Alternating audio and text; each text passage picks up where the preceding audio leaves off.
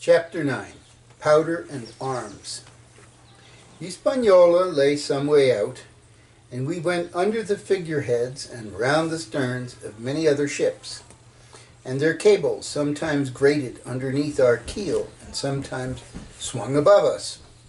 At last, however, we got alongside, and were met and saluted as we stepped aboard by the mate, Mr. Arrow, a brown old sailor with earrings in his ears and a squint. He and the squire were very thick and friendly,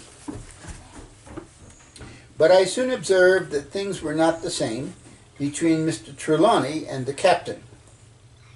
This last was a sharp-looking man who seemed angry with everything on board, and was soon to tell us why, for we had hardly got down into the cabin when a sailor followed us. "Captain Smollett, sir, asking to speak with you," said he. "I am always at the captain's orders." "Show him in," said the squire. The captain, who was close behind his messenger, entered at once and shut the door behind him. "Well, Captain Smollett, what have you to say?" "All well, I hope? All shipshape and seaworthy?" "Well, sir," said the captain, "better speak plain. I believe, even at the risk of offense, I don't like this cruise. I don't like the men, and I don't like my officer. That's short and sweet." "Perhaps, sir, you don't like the ship?" inquired the squire, very angry, as I could see. "I can't speak to that, sir, not having seen her tried," said the captain. "She seems a clever craft. More I can't say." "Probably, sir, you may not like your employer either," says the squire. But here Dr. Livesey cut in. "Stay a bit," said he, "stay a bit. No use of such questions as that but to produce ill feeling. The captain has said too much, or he has said too little, and I'm bound to say that I require an explanation of his words. You don't, you say, like this cruise. Now, why?" "I was engaged, sir, on what we called sealed orders, to sail the ship for that gentleman where he should bid me," said the captain. "So far, so good. But now I find that every man before the mast knows more than I do. I don't call that fair now, do you?" "No," said Dr. Livesey, "I don't." "Next," said the captain, "I learn we are going after treasure. Hear it from my own hands, mind you. Now, treasure is ticklish work. I don't like treasure voyages on any account, and I don't like them above all when they are secret, and when, begging your pardon, Mr. Trelawney, the secret has been told to the parrot." "Silver's parrot?" asked the squire. "It's a way of speaking," said the captain. "Blabbed, I mean. It's my belief neither of you gentlemen know what you are about. But I'll tell you my way of it. Life or death, and a close run."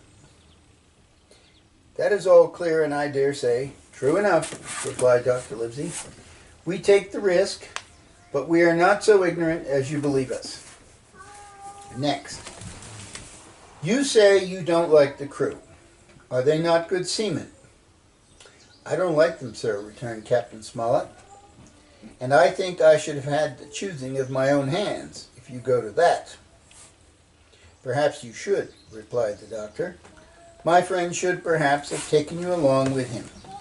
But the slight, if there be one, was unintentional. And you don't like Mr. Arrow?" "I don't, sir. I believe he's a good seaman, but he's too free with the crew to be a good officer. A mate should keep himself to himself. Shouldn't drink with the men before the mast." "You mean he drinks?" cried the squire. "No, sir," replied the captain, "only that he's too familiar." "Well now, and the short and long of it, Captain?" asked the doctor. "Tell us what you want." "Well, gentlemen," continued the captain, "I don't know who has the map, but I make it a point. It shall be kept secret even from me and Mr. Arrow. Otherwise, I would ask you to let me resign." "I see," said the doctor. "You wish us to keep this matter dark, and to make a garrison of the stern part of the ship, manned with my friend's own people, and provided with all the arms and powder on board. In other words, you fear a mutiny." "Sir," said Captain Smollett, with no intention to take offense, "I deny your right to put words into my mouth. No captain, sir, would be justified in going to sea at all if he had ground enough to say that. As for Mr. Arrow, I believe him thoroughly honest. Some of the men are the same.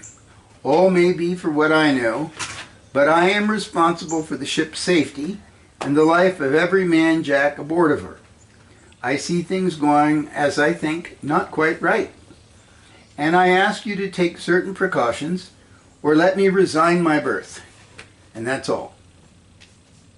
"Captain Smollett," began the doctor, with a smile, "did you ever hear the fable of the mountain and the mouse? You'll excuse me, I dare say, but you remind me of that fable. When you came in here, I'll stake my wig you meant more than this." "Doctor," said the captain, "you are smart. When I came in here, I meant to get discharged. I had no thought that Mr. Trelawney would hear a word." "No more I would," cried the squire. "Had Livesey not been here, I should have seen you to the deuce. As it is, I have heard you. I will do as you desire, but I think the worse of you." "That's as you please, sir," said the captain. "You'll find I do my duty." And with that he took his leave. "Trelawney," said the doctor, "contrary to all my notions, I believe you have managed to get 2 honest men on board with you. That man and John Silver." "Silver, if you like," cried the squire. "But as for that intolerable humbug, I think his conduct unmanly, unsailorly, and downright un-English." "Well," says the doctor, "we shall see." When we came on deck, the men had begun already to take out the arms and powder, yo-ho-hoing at their work, while the captain and Mr. Arrow stood by superintending. The new arrangement was quite to my liking. The whole schooner had been overhauled. 6 berths had been made astern, out of which had been the after part of the main hold, and this set of cabins was only joined to the galley and forecastle by a sparred passage on the port side. It had been originally meant that the captain, Mr. Arrow, Hunter, Joyce, and the doctor, and the squire were to occupy these 6 berths. Now Redruth and I were to get 2 of them, and Mr. Arrow and the captain were to sleep on deck in the companion, which had been enlarged on each side till you might almost have called it a roundhouse. Very low it was still, of course, but there was room to swing 2 hammocks, and even the mate seemed pleased with the arrangement. Even he, perhaps, had been doubtful as to the crew, but that is only guess, for as you shall hear later, we had not long the benefit of his opinion. We were all hard at work, changing the powder and the berths, when the last man or 2, and Long John along with them, came off in a shore boat. The cook came up the side like a monkey for cleverness, and as soon as he saw what was doing, "So ho, mates," says he, "what's this?" "We're changing of the powder, Jack," answers one. "Why, by the power," said Long John, "if we do, we'll miss the morning tide." "My orders," said the captain shortly. "You may go below, my man. Hands will want supper." "Aye, aye, sir," answered the cook, and touching his forelock, he disappeared at once in the direction of his galley. "That's a good man, Captain," said the doctor. "Very likely," replied Captain Smollett. "Easy with that, men, easy," he ran on, to the fellows who were shifting the powder, and then suddenly observing me examining the swivel we carried amidships, a long brass 9, You, ship's boy," he cried, "out of that. Off with you to the cook and get some work." And then, as I was hurrying off, I heard him say, quite loudly to the doctor, "I'll have no favorites on my ship."